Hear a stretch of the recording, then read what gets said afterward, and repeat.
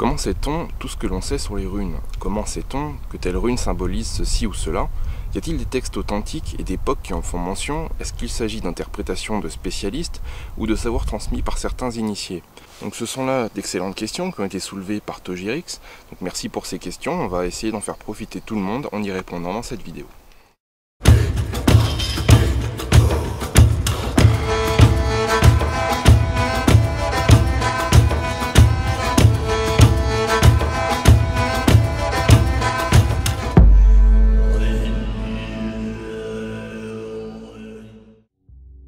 Alors pour commencer, il faut savoir que les runes sont effectivement, à l'instar des hiéroglyphes égyptiens, étudiées par des spécialistes, qu'on appelle les runologues, et sont donc pas laissées à la simple appréciation de quelques ésotéristes du 19e ou 20e siècle. Les premières traces de runes dont nous disposons remontent au 1er siècle de notre ère, même si les runes sont probablement un peu plus anciennes que cela.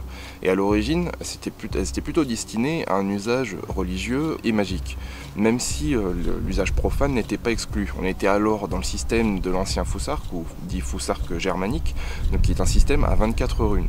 Et peu à peu, ce système va évoluer et va se diriger vers l'an 800 à peu près, vers le nouveau Fusark ou Fusark nordique, un système à 16 runes qui était employé surtout en Scandinavie, alors que les runes étaient tombées un petit peu en désuétude sur toute la partie continentale et surtout dans les îles britanniques. Alors ce système à 16 runes, c'est celui qu'on va retrouver sur les fameuses pierres runiques que l'on retrouve un petit peu partout en Scandinavie et qui datent principalement de l'ère viking, et qui vont marquer notamment un certain glissement de l'usage de purement sacré vers le profane. Et c'est probablement cette caractéristique qui va permettre aux runes de résister, de survivre au christianisme, puisque l'Église, du moins dans un premier temps, ne veut pas forcément voir en elle une émanation de l'ancienne religion païenne, et tout comme pour la mythologie, c'est même à des moines que nous devons la plupart des sources écrites qui concernent les runes. Leur usage, bien qu'ayant survécu donc à la christianisation, a quand même subi un net recul, notamment à cause de la généralisation du latin. Leur survivance a surtout été marquée en milieu rural avec des groupes d'initiés, mais également dans certaines corporations de métiers, comme par exemple le bâtiment ou la menuiserie.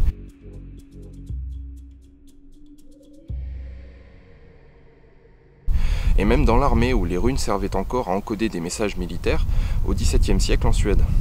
Nous disposons de nombreuses sources concernant les runes, et leur traduction n'a jamais été véritablement un problème, d'une part grâce à certaines sources écrites comme on va le voir tout à l'heure, mais également grâce à notre bonne connaissance des anciennes langues germaniques dans lesquelles la plupart des messages runiques étaient rédigés.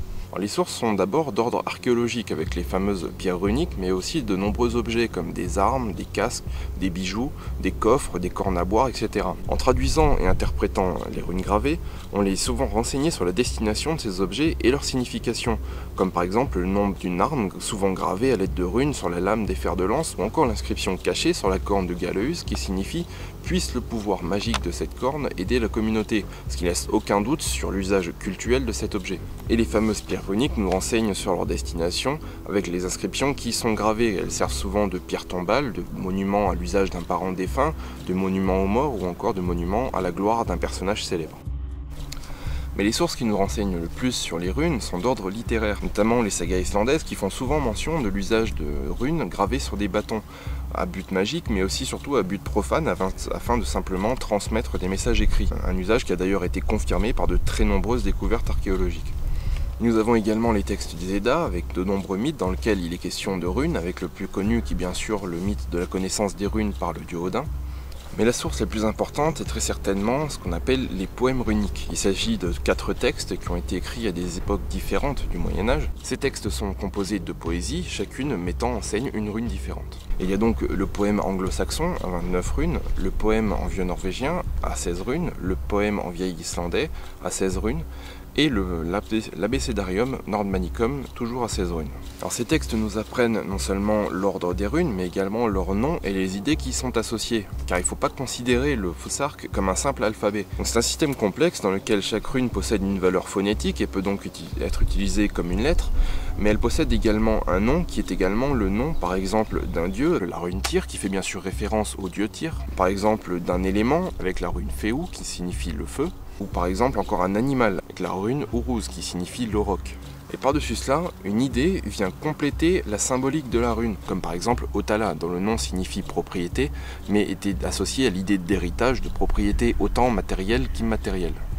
Donc en conclusion, toutes ces sources recoupées et étudiées par des spécialistes depuis des dizaines d'années ont permis d'acquérir une solide connaissance des Foussarques et de tout l'univers qui les entoure, même si bien sûr l'ensemble des mystères ne sont pas encore levés.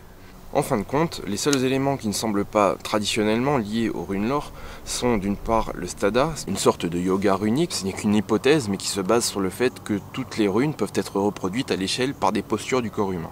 Et la divination, dont l'usage des runes n'est pas attesté historiquement parlant, et remonterait au siècle dernier. C'est d'ailleurs une pratique qui semble assez à la mode dans beaucoup de courants New Age. Donc voilà, avec toutes ces informations, j'espère avoir répondu le plus clairement possible aux questions qui ont été posées. Donc si vous avez d'autres informations ou d'autres questions à poser, n'hésitez pas à les mettre dans les commentaires.